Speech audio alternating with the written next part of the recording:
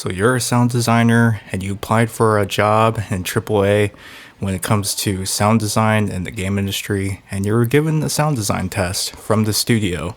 And after you got the test and after you've done it, you did everything that they asked of you, you realize that they rejected you because you did not meet their expectations and they were not looking, the results that you delivered just didn't hit the mark.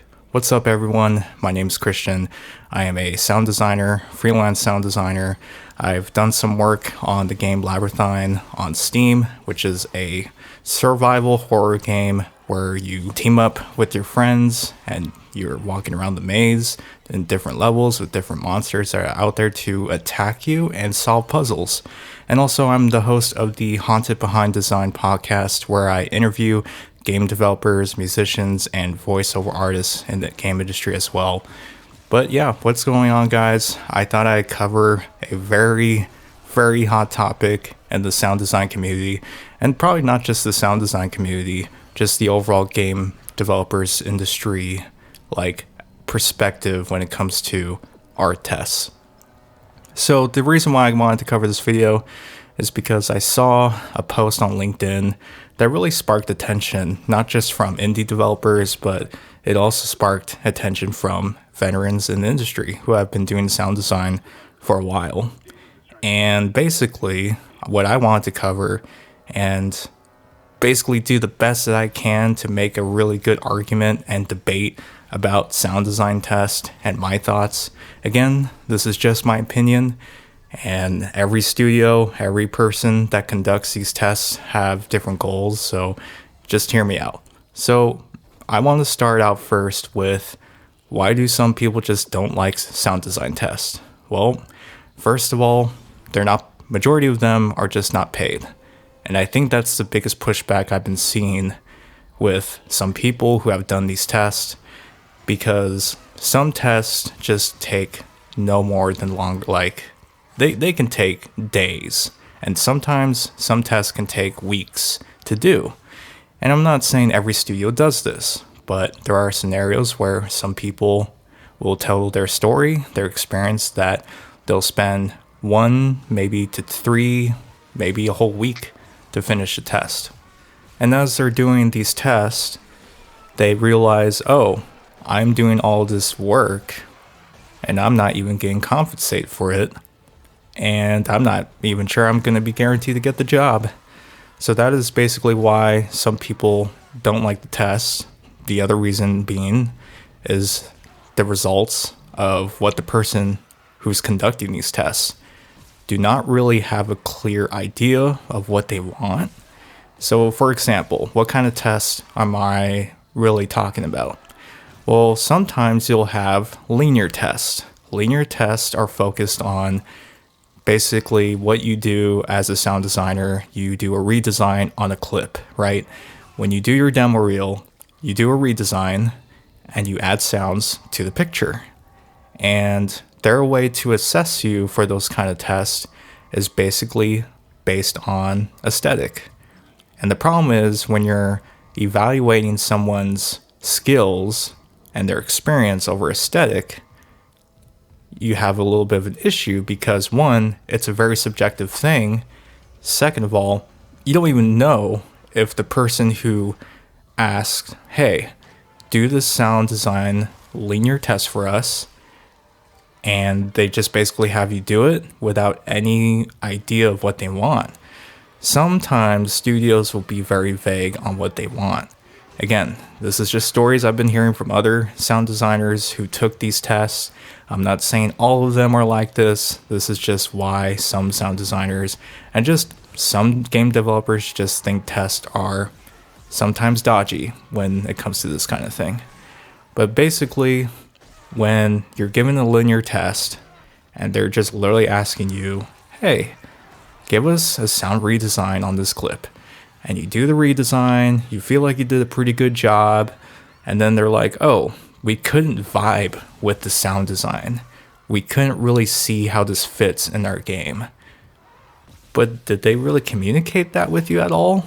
And this is kind of the problem you see with some people when they take these tests, is the expectation is just not clear, or it's just not communicated well, or it's very vague. So sometimes, or most of the time, the sound designer is basically guessing what they want. It's a guessing game. The other type of test are technical tests, right? So they'll have you use Wise or Fmod, whatever tool. It could be even be Unreal Engine utilizing visual scripting.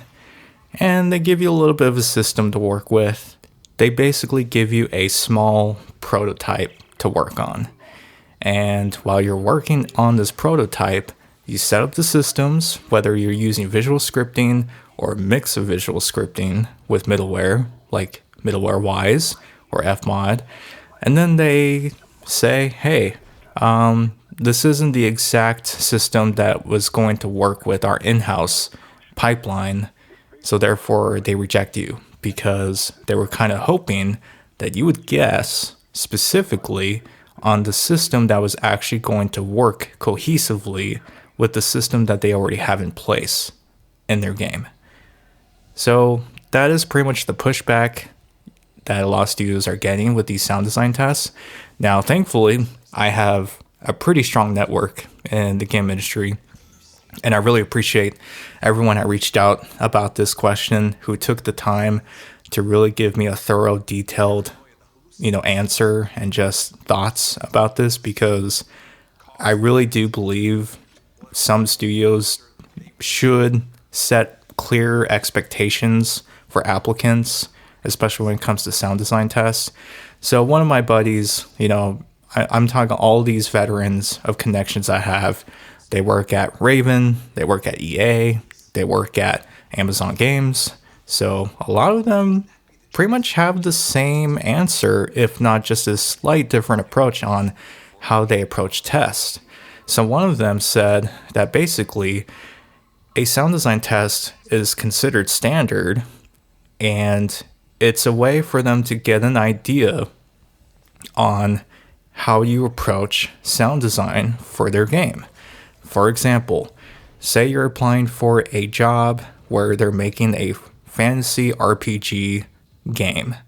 However, on your portfolio, you don't have anywhere that basically proves or showcases any sound design that has to do with fantasy magic sounds, like swords, armor foley, like all those types of sounds on your portfolio, but they decided to give you a chance. But in order for them to give you a chance, they need to see how you can approach an RPG style aesthetic. Because what they saw from your portfolio is maybe you only had FPS stuff, or maybe you were showcasing sci-fi type of sound design, and you had nothing with fantasy and nothing to do with fantasy. So this is their way to see if you can prove that you can work on their team when it comes to this specific aesthetic they're going for. The only thing that I thought about this was like, yeah, I get that. However, I'm actually surprised they even got an interview at that stage if they didn't even have a fantasy genre or anything fantasy related on their portfolio. I've talked to other sound designers where if you want to have a high chance to get an interview in the first place, you're going to be utilizing different demo reels that showcase different genres. Say you have a demo reel that focuses on FPS, then you have one that focuses on horror games, then you have one that focuses on sci-fi, like all that kind of stuff. Or your demo reel does a great job showcasing all of the things. Diversify your demo reel as possible. But again, I think the other pushback about that is when it comes to junior levels, mid-senior, senior levels, because one of my connections actually told me that even if a mid-senior or senior level sound designer is applying for the job, they will still be tested for the job, which I thought was pretty crazy. I thought was interesting. Like, say you had someone who worked on Mortal Kombat, but say they're applying for a job at Halo Studios and working on the Halo game. Like, those are totally, completely different games, but I guess they really just want to see if you can actually match the aesthetic for the job that you're applying for, which I really thought was interesting. Obviously, he told me that basically the junior tests versus the senior level tests, they will look at that and have different considerations when conducting these different levels of tests. But that was definitely something that I had to make sure that I had to take account for. Another connection of mine told me that basically what I was saying was, what if someone like me, who has a YouTube channel, who showcases how to design or just make sound design for specific genres of games, and just literally walk through on the video how I go about sound design, how I manipulate sounds, how I utilize plugins, my whole entire workflow, and not just with how I utilize plugins and my assets, but how do I utilize middleware. I tried to do my best to really showcase how to utilize Wise and how I set it up for one of our indie games we did. It's called Tainted Signal.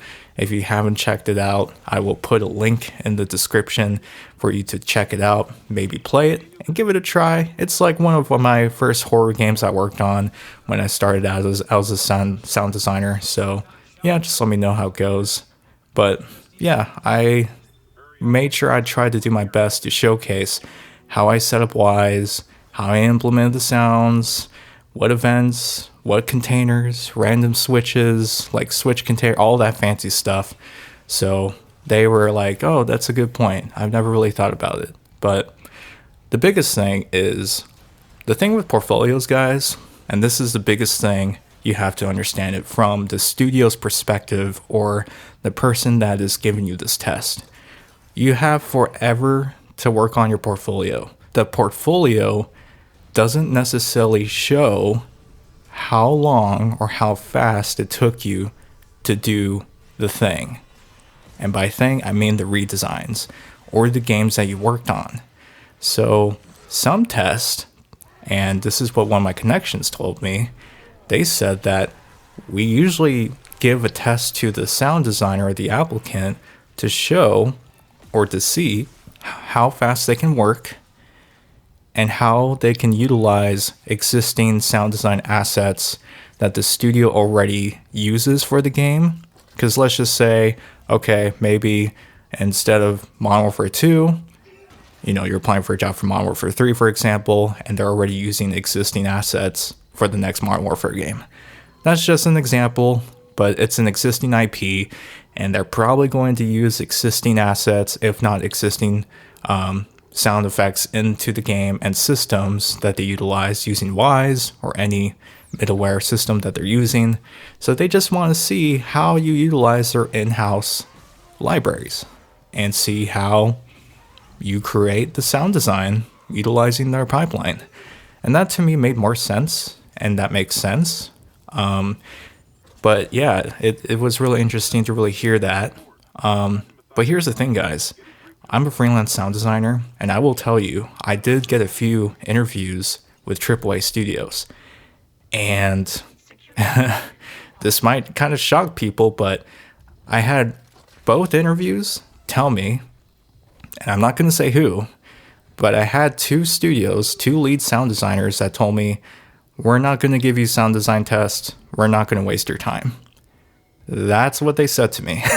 So, I think what I'm gathering, again, this just is what I think, doesn't mean it's true or fact, but this is what I believe.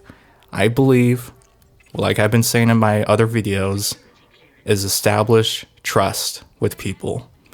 Trust is such a number one emotion when it comes to studios and clients hiring you to do a job. And the way you do that is, one, build genuine relationships with that person, especially if it's a hiring manager who's hiring you for that job. And if it's freelance, someone's trying to hire you for a game or a project they're working on, especially on the indie side of things, build relationships with them. And there's been times when people hired me and they didn't even see what my demo reel was. So my biggest tip out of this whole video that you guys are watching, and hopefully you guys made it this far onto my channel and throughout this video, because if you want to gather anything from this video, the biggest thing that I recommend is establish trust and prove that you can do the job for that you're applying for. So if you don't have a YouTube channel or if you don't have a website, and yeah, you probably likely have a portfolio, but in your portfolio, cover everything. And what I mean by everything is show people, hey, I can make this within a reasonable amount of time. Like if you want, maybe you should make a video literally showing you how to design a short animation clip from scratch and seeing how long that takes you, and you're doing it in real time and post it on your YouTube channel. That is the best thing I can say. Maybe that could probably help you avoid tests. But again, if a lead sound designer or audio lead or director stumbles onto this video, I would love your thoughts, because, if you want, you can reach out to me through my email that you'll find on the description here.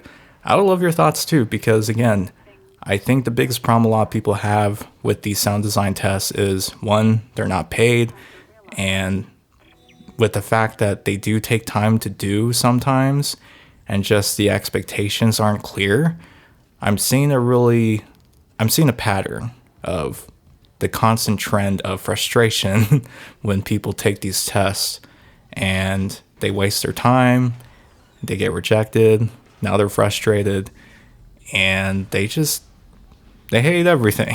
So, as always, guys, I know that was a lot. I tried really hard to make sure I covered the biggest dings and the biggest issues people had with sound design tests.